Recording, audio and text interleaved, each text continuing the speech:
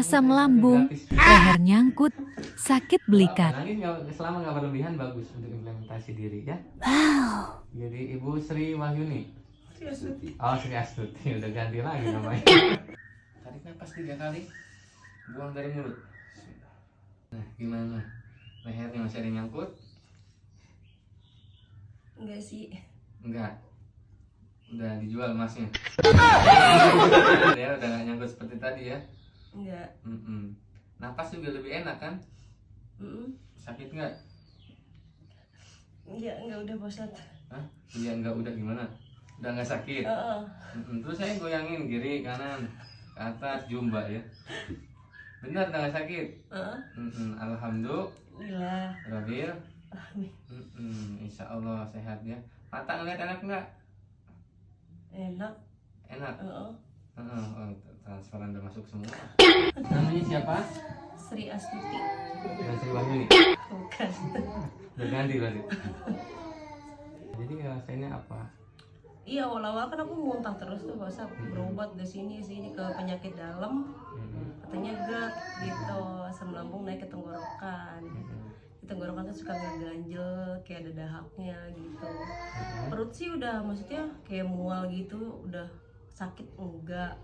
Cuma kalau malam tuh harus price-carean aja. Belakang tuh kayak sakit aja gitu, harus price-carean. Iya, tidur juga harus mesti nyanda gitu. Tidur tuh aku nggak bisa kayak celentang gini, nggak bisa kayak nyanda gitu 3 bantal kayak gini tuh. Makanya sakit aja harus di price-carean. Bapaknya ya price-carean, kalau nggak pakai cabe. Sebenarnya kalau perut begah, makanan udah terasa nyangkut leher itu lebih ke arah gastroparesis gitu. Jadi makanan tuh kalau makan sedikit tuh terasa perut begah gitu ya, terus nyangkut di leher gitu. Dasarnya gas lambung itu memang pikirannya harus lebih tenang, hatinya jangan terlalu bawel, hatinya cerewet, sesuatu apapun inginnya cepat-cepat, ya harus lebih sabar lagi. Ada lebih pengontrolan jiwanya, emosionalnya, karena memang orangnya agak egois juga gitu. Itu di situ, bukan nggak boleh ngatur-ngatur suami gitu, tapi lebih ke arah kadang-kadang ini nuntut banget gitu. Ya itu yang harus dikontrol gitu ya. Jadi ini sama-sama. Gitu, jadi ya artinya bukan untuk menyudutkan ya, ini untuk jadi barometer kita tahu penyakit kita sebenarnya dari mana sih. Oh, hati dan pikiran kita.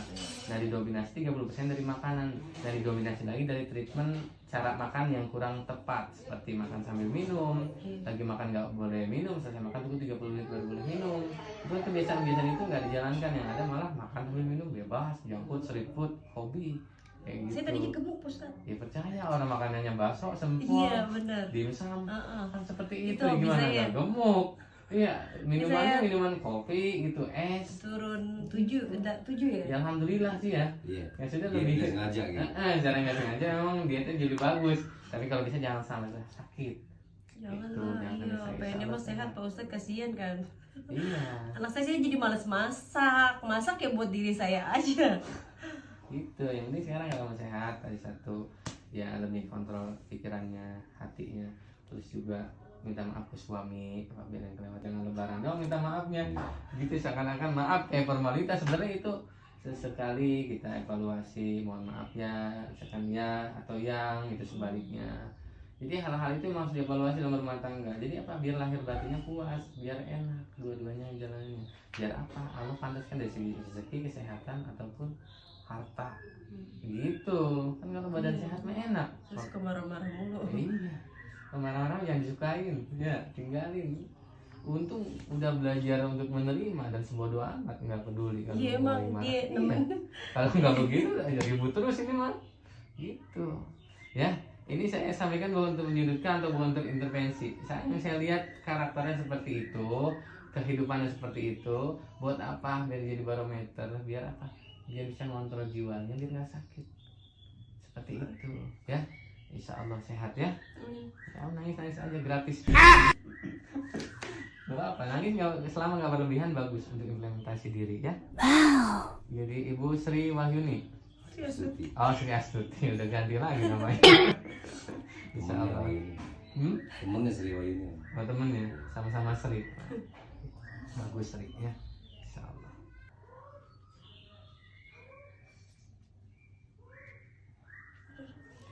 Tangannya pada merah gitu kan? mati mentah. Darahnya. Ya, ini tegang terus orangnya, tekanannya tinggi. Iya emang aku orangnya. Kayaknya kalau nggak marah tuh nggak puas. Iya. Apa sesuatu itu harus dengan diedukasi dengan marah gitu. Ini nggak puas disampaikan gitu, Iya. nggak sempurna gitu loh. Tapi kan itu bahaya juga untuk ini, tegang terus orangnya. Iya. Dari mana ini? Dari Keranggan, Keranggannya Bekasi. mana? Bekasi. Oh, Bekasi, Ujung Keranggan ya? aspal. Di Aspal. Ujung aspal. Tadi udah nggak ada lagi ya tuh?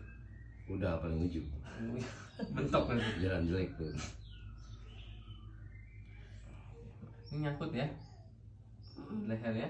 Maaf boleh angkat dulu belakang itu sedikit, belakangnya aja. Oke. Napas juga kadang-kadang nggak enak gitu ya, berat. Mata juga berat kan, iya kan? Iya. Terus. Kalau bisa kontrol, insya Allah nggak akan sakit lagi, Amin. ya.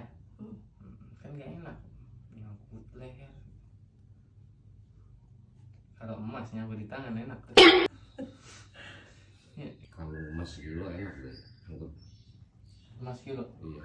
Iya, nggak enak juga coba. Gue rasain emas kilo enak kan ya ke leher. Berat. Langsung bawa pasar. Itu mah dijual namanya. Nah, ini ya. Iya Pak Ustadz, ini sama yang ini aku nggak tahu sakit mulu. Sakit mulu karena kesel mulu. Benar sih, bukan lagi bercanda ya. Karena ibu dominan kesel, pengen sesuatu apa, pengennya cepet. Dan memang kalau misalkan orang itu lambat sedikit, gregetan orangnya gitu. Jadi harus dengan emosi, dengan marah, baru bisa kayaknya puas gitu loh. Iya. Jadi timbul apa, urat di sarafnya di sini tegang, sehingga apa, jadi nutrisi oksigennya banyak tersumbat, nggak tersalurkan ke otak, jadi otaknya kurang cairan begitu. Jadi di sini sakit nih, tulang belikatnya sakit gitu loh. Nah, seperti bolong gitu loh. Ini kan jalurnya ke pernapasan di area sampai tembus ke jantung nih, tuh ke dada ya. Insya Allah, makanya saya bilang tadi, saya bukan menyudutkan, tapi ini untuk barometer hidup kita, bahwasannya kita ketika kita bisa mengontrol pikiran, emosional kita, egois kita, itu terutama saling evaluasi dalam rumah tangga itu penting. Insya Allah sehat, nggak akan sakit. Itu lagi ya. Ada musuhnya di rumah kan? Siapa? Anaknya sendiri. Tapi kan anak itu juga semata-mata Allah titipkan sebagai amanah, sekaligus pengingat kita. Bisa jadi karena dulu kita juga begitu. Iya. Itu kepada orang tua. Makanya ketika dalam menikah itu malaikat rahmat turun.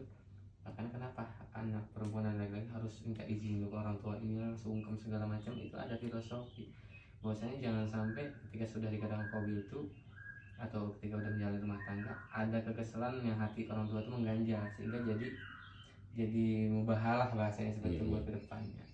Biar maksudnya kita minta ridhonya orang tua itu biar ke depan rumah tangga kita enak, karena kita pasti akan merasakan hal demikian, ujian yang luar biasa begitu. Jadi adapun anak sifatnya seperti itu bikin kesel, coba lihat diri kita kurang nggak gimana kita bikin kesel orang tua dulu. Untungnya suaminya udah mulai sebodoh teuing bahasana gitu kalau Sunda namanya.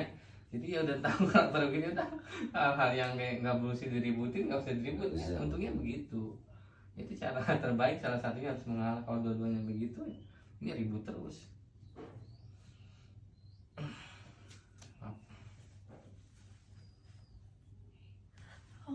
Enak kan? Satu lagi, kalau rileks nggak sakit.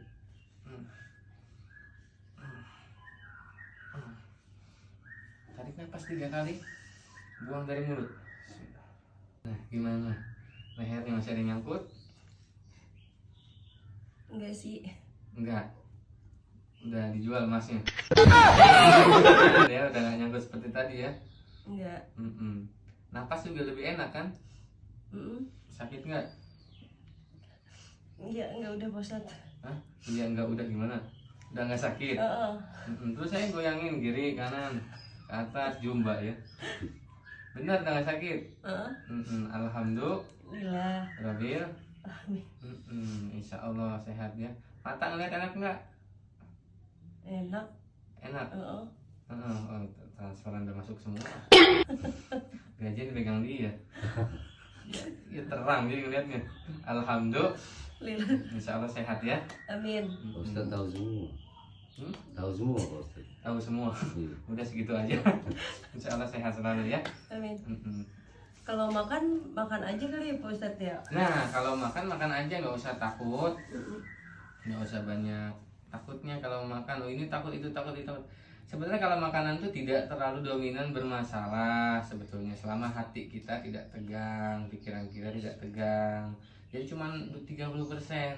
Jadi yang penting treatmentnya. Kalau mau makan minum dulu tetap. Kalau lagi makan nggak boleh minum, selesai makan tunggu 30 menit baru boleh minum. Kenapa sih harus begitu? Ternyata kalau usus besar tuh bingung bedakan mana nutrisi mana mineral. Sehingga kalau misalkan kita berbarengan keseringan seperti itu timbulnya gas. Jadi nggak kecerna dengan baik. Karena setiap makanan yang kita konsumsi masuk ke kolom usus besar, ya kan, mineralnya, manfaatnya itu disirkulasi di peredaran darahnya, turun lagi ke ginjal, yang baiknya dicerna, yang nutrisinya, proteinnya, yang jeleknya dibuang di pembuangan, di kantongnya atau pembuangan, seperti itu. Treatment cara itu, terus jangan tidur atau tiduran sebelum 2 jam setelah makan, itu akan menyebabkan gas juga akan timbulnya jadi begah, banyak lendir yang di leher, kan nggak enak. Seperti itu. Jadi kalau mau makan gak usah banyak takut. Dan memang GERD, anxiety disorder dan sejenisnya itu tidak membahayakan. Hanya itu bikin paranoid kita, bahwasannya ini takut, itu takut. Jadi itu harus dilawan dan anggap penyakitnya itu biasa. Seperti itu poinnya. Daripada mendekatkan diri kepada Allah, anggap penyakitnya biasa. Udah, cara tarik nafas, terus tahan di tengah perut tengah, jangan di dada atau jangan di bawah, akan sesek. Taruh di perut tengah selama 1 menit. Nah, itu akan terus hembuskan dengan istighfar, itu akan membuka CO2 yang jaringan, artinya karbon dioksida yang mampu membuka jaringan sel dalam tubuh, sehingga bisa tersirkulasi semuanya, sarafnya, darahnya, seperti itu. Jadi nggak usah takut kalau makan, yang penting jangan makan kaki meja, kaki sapi, kalau sopnya enak. Nah, itu aja ya, insya Allah sehat, nggak usah takut. Alhamdulillah, gerah banget, mukanya sampai becek.